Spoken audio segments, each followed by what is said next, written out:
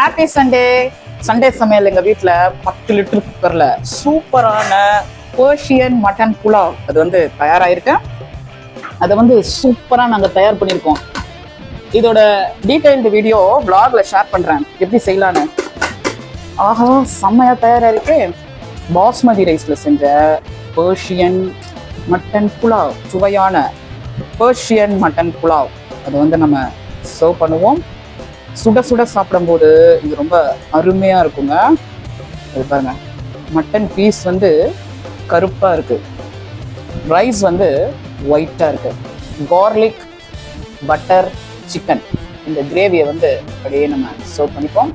அப்படியே 65 அப்படியே ரெண்டுத்தையும் வச்சுக்கலாம் தட்டில்.